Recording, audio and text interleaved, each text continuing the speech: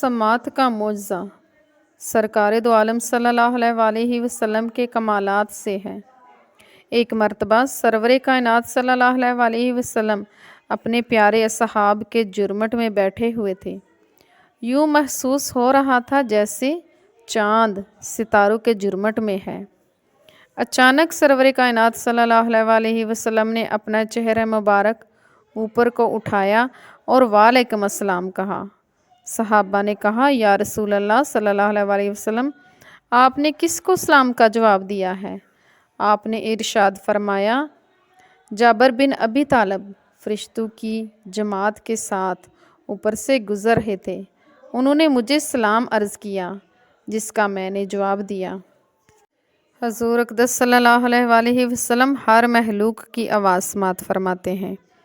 جب آقا دو عالم صلی اللہ علیہ وسلم معراج کی رات جنت میں تشریف لے گئے تو وہاں جنت میں بلال کے چلنے کی آواز سماعت فرماتے ہیں۔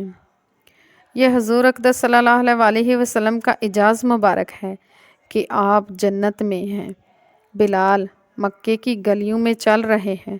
حضور اقدس صلی اللہ علیہ وسلم وہاں بھی آپ بلال کے چلنے کی آواز سماعت فرما سکتے ہیں۔ سرکار دو عالم صلی اللہ علیہ وسلم کے کان مبارک نہایت خوبصورت اور سفید تھے، نہ بڑے نہ چھوٹے، نہایت مناسب، جو چہرہ انور کی سجاوٹ میں شامل تھے۔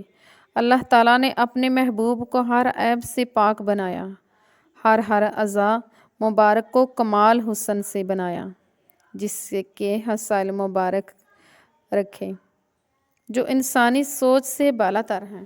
میں آپ کے سامنے حضور سرور کائنات صلی اللہ علیہ وسلم کے روح پرور جمال اطہر کا ذکر کر کے اپنے قلب کو نور اور اپنے دل کو منور کر رہی ہوں۔